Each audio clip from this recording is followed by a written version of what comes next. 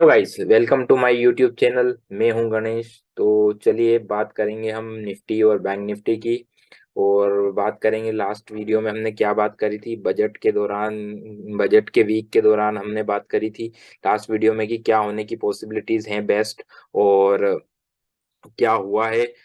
जो हमने बात करी थी उसके अकॉर्डिंग मार्केट ने वर्क किया है या नहीं। इन सभी बातों की इस वीडियो में बात करेंगे, और आने वाले दिनों में अब मार्केट किस तरह से बिहेव कर सकता है उसकी हम बात करेंगे। पहले हम कैंडलस्टिक पे बात करेंगे, देन फिर हम नियो वेव के बेसिस पे बात करेंगे।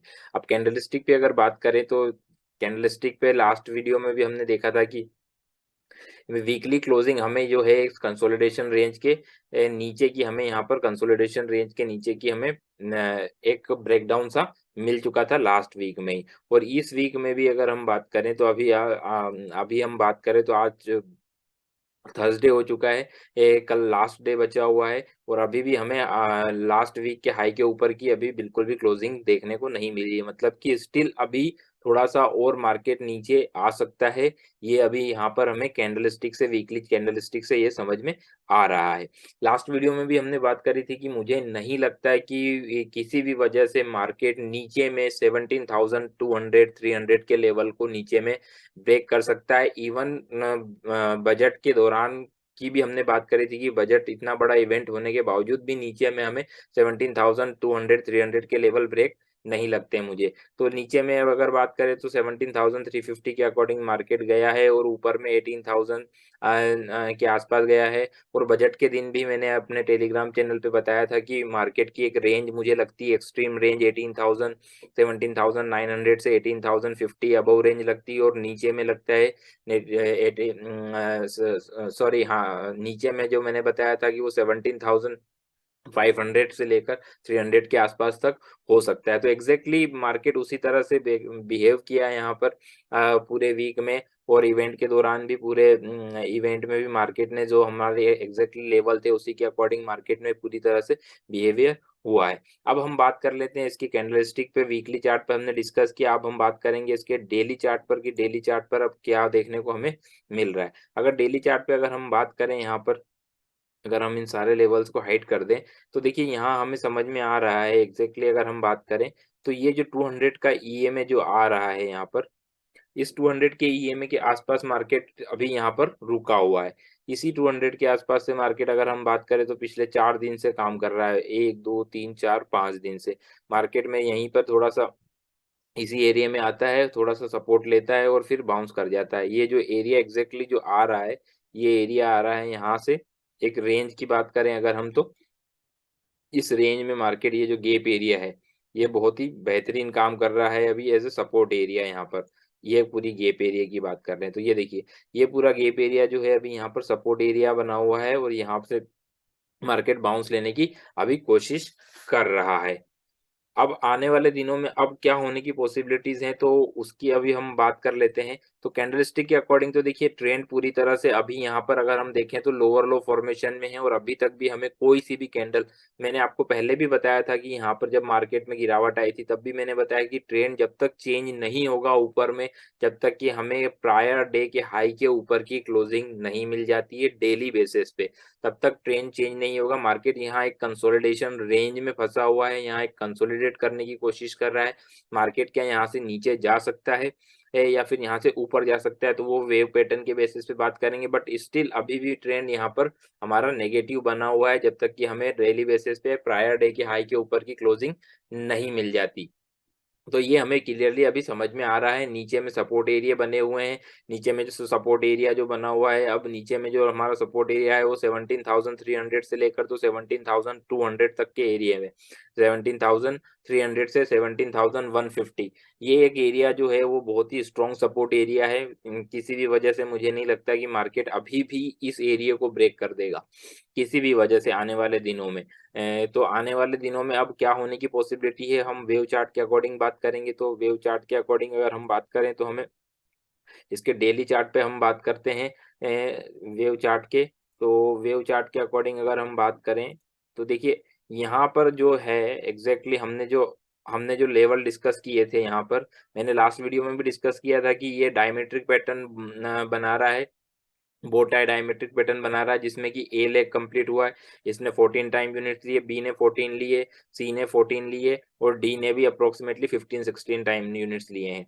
तो अभी ये इस तरह के पैटर्न में बना रहा है और ये ई लेग के लिए हमने बताया था कि ये ई लेग ओपन करेगा यहाँ से नीचे में, जो कि 161.8% ऑफ सी वेव तक भी हो सकता है, क्योंकि यहाँ पर अगर हम बात करें तो सी वेव अगर यहाँ पर छोटी बनी थी तो हमारा एक्सपेक्टेशन था कि डी वेव थोड़ी लार्ज बनेगी, बट डी वेव लार्जर नहीं होके एक नॉर्मल वेव फॉर्मेशन में बनी हुई है। उसके बाद फिर एक शार्प सेल ऑफ आया यहाँ पर और मार्केट ने एक नीचे की साइड में अपना एक लेवल कंप्लीट किया, जो कि 17,350 के जो लेवल थे वो उसे कंप्लीट किए हैं।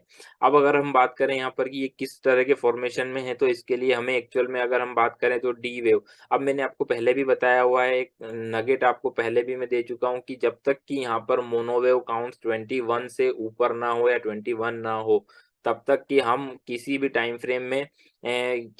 फ्रेम में हम उसे काउंट नहीं कर सकते। तो अगर यहाँ आप मोनोवेव्स 21 से कम है तो हमें लोअर टाइम फ्रेम पे शिफ्ट होना होगा, जो कि हम 75 मिनट के टाइम फ्रेम पे शिफ्ट होते हैं यहाँ पर। तो अब अगर हम 75 मिनट के टाइम फ्रेम पे शिफ्ट होते हैं तो आपको यहाँ थोड़ा सा क्लियरिटी समझ में आएगी कि एग्जैक्टली मार्केट ने किया क्या है।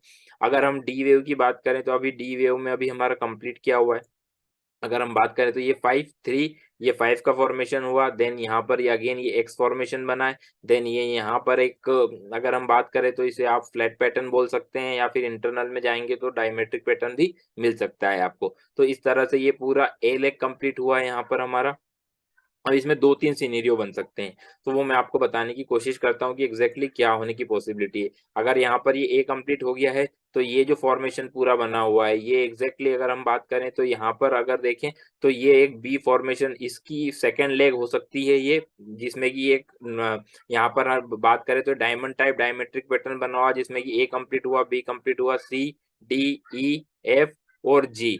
इस तरह से यहाँ पर ये पैटर्न कंप्लीट हुआ है। देन ये ए कंप्लीट हुआ, बी कंप्लीट हुआ और अब ये सी लेग में चल रहा है। अब सी लेग में क्या, यहाँ पर सी लेग कंप्लीट हो चुकी है। अगर सी लेग यहाँ पर कंप्लीट हो चुकी है या नहीं, तो इसके लिए 2 सिनेरियो है।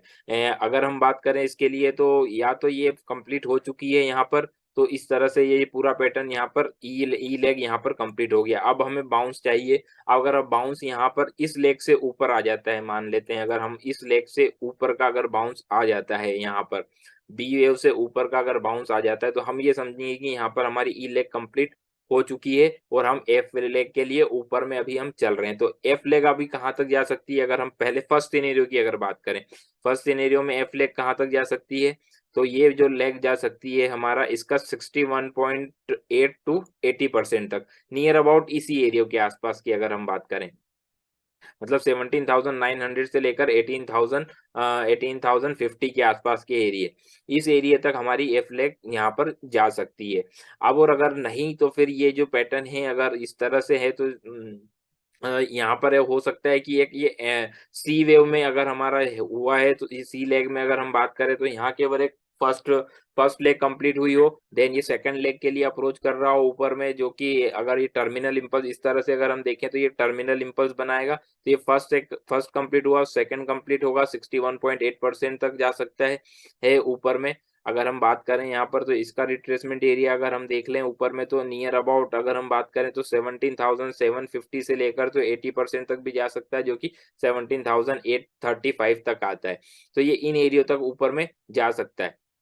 तो यहाँ पर अभी एक फर्स्ट कंप्लीट हुआ, then second, then third, fourth और फिफ्थ, इस तरह से एंडिंग डायगोनल पैटर्न बना सकता है, जिसमें कि हमारी ई लेग कंप्लीट हो अभी 2-3 सिनेरियो इसमें ऑलरेडी हो सकते हैं, इसीलिए मैं आपको बता रहा हूँ कि कौन कौन सी पॉसिबिलिटीज हैं। तो एक तो ये कि पहले में हम एंडिंग डायगोनल बना दें यहाँ पर और कंप्लीट हो जाए।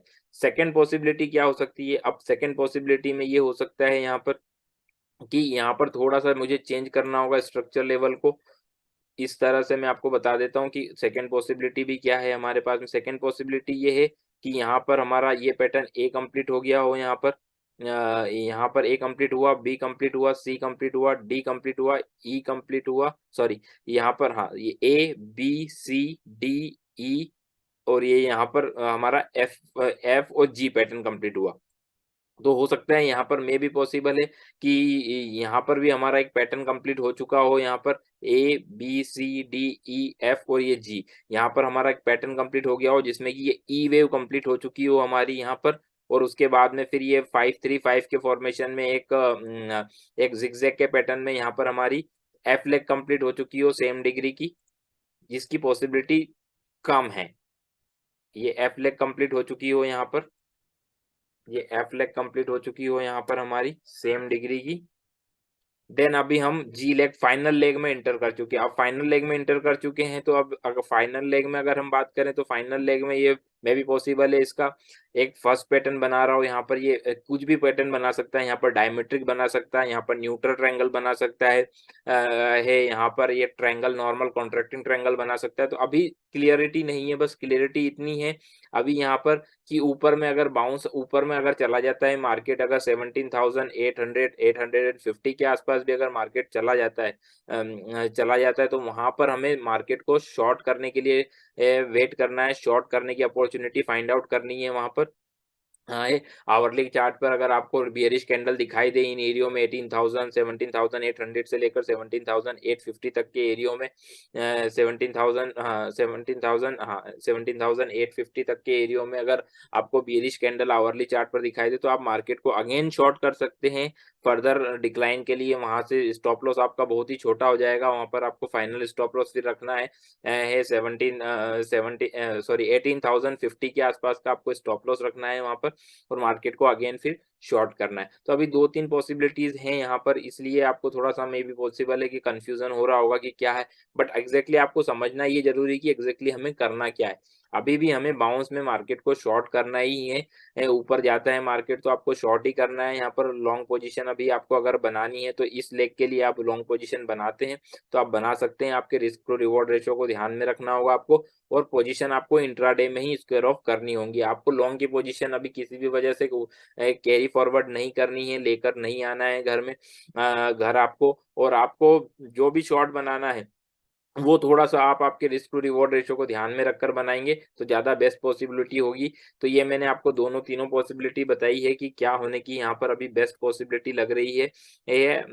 और अभी थोड़ा-सा हमें वेट एंड वॉच करना होगा कि यहाँ पर ये स्ट्रक्चर किस तरह से अनफोल्ड होता है।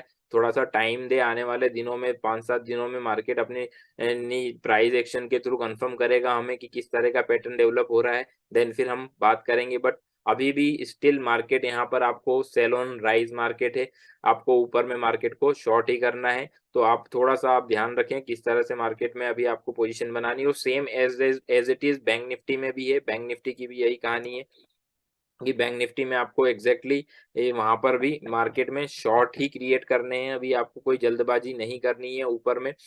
ऊपर मार्केट आता है इन एरियो के आसपास अगर 41,650 से लेकर तो 41,850 इन दो जगह जो मैंने आपको बताई, इन एरियो में अगर मार्केट आता है और यहाँ पर आपको बेयरिश फॉर्मेशन दिखता है, तो मार्केट को आपको अगेन शॉर्ट करना है नीचे के लेवल्स को लेकर।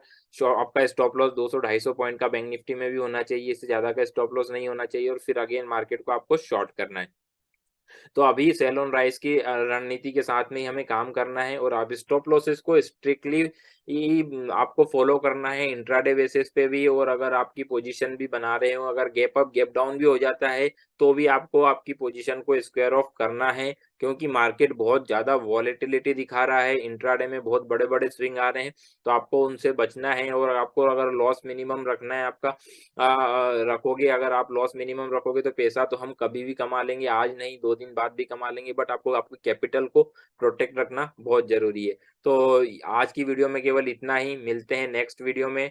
टेक केयर, आप अपना ध्यान रखिएगा, और ट्रेडिंग थोड़ा सँभल कर करिए, थोड़े दिनों में मार्केट की स्टेबिलिटी आने दें, तो थोड़ा-सा क्लियरिटी हमें होगी कि मार्केट आने वाले दिनों में किस तरह से अपनी चाल को चल सकता है। तो मिलते हैं नेक्स्ट वीडियो में, till then bye bye, take care.